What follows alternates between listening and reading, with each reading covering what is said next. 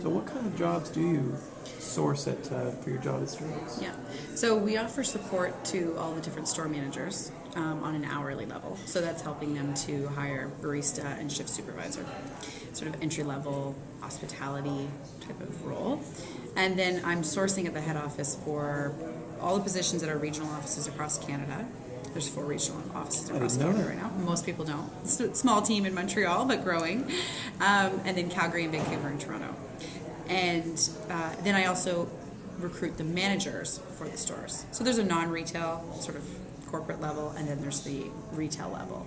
So assistant manager, store manager, not so entry level because we're looking for people with some experience in either the food and beverage or the retail side.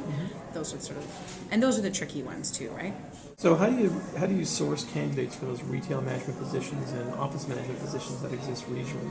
What's your technique and how has it evolved in the last couple of years? So we use, all different channels online, right? We're on Facebook. We have, the Starbucks Careers group.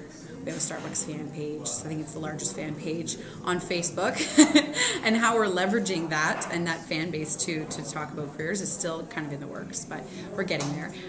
We're on the LinkedIn's. We're on everything. If there's a meetup group that's relevant, I've probably seen it.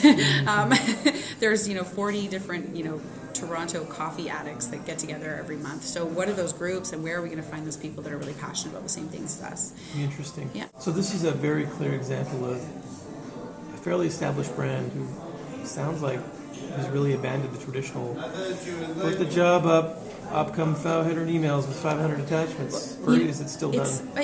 The volumes right now are huge, but the quality is harder to find within those volumes, if that makes sense. So we might put up a job posting right now, just the way that the market is, it's flooded and there's tons of people applying for it, but we just have to just go through those extra applications, if you will, to sort of find the right talent that we're looking for. Yes. So, we have applications coming through online. We do still have a couple of traditional job boards that we use, but I would say that looking ahead for the next 12 months, that will sort of shift. We'll be spending more on the social network side and less on the job boards. Why is that?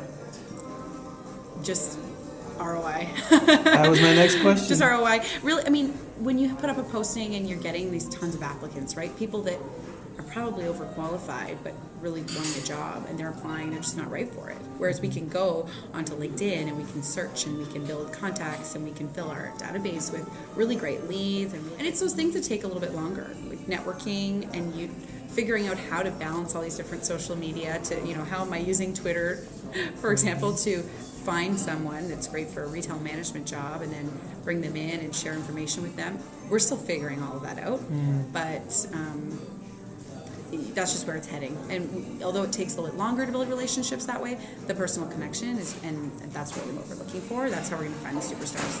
I think the retail management students aren't online as much as necessarily a finance manager or financial analyst. This is interesting. It is. The business students are on there more, and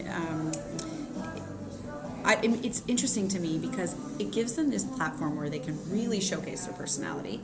And they're hospitality students or they're retail students, and that's where I need to be able to see the personality. Yeah. So you can only put so much on paper on a resume, right? And so it's perfect really for them because they can showcase it. Yeah, the video, even just their photos. Opinions on different blogs or what's happening. Like I would love to know how they think of what the Via tastes like, and if they would serve it in their restaurant, or if they would take it camping. I would love to hear that. Well, I think that it's very clear. I think it's very easy to sort of read and navigate, and from a site perspective anyways, I like that about it. The profiles that I looked at were, I like that these people are writing, they're sharing their opinions, they're talking about what they're involved in. They're putting some personality and character behind the profile, is what I felt. So you like that? Yeah. Oh, I totally like that. We push personality and part of Big Deep. It's like it's so much part of your brand. Don't hide from it again. Oh, yeah. The people that are writing the best blogs are the people that like they have 3 kids and that they like playing soccer. Like those are the people that write the best blogs. So for me, when that comes across, it's definitely successful. Authenticity is it's a message in our story. Yeah, absolutely. Yeah. And the ones that are involved, like you said, the competitions or they're done some marketing, like underground competition that was some, advertised on social media or something that's different and unique that they're getting involved in.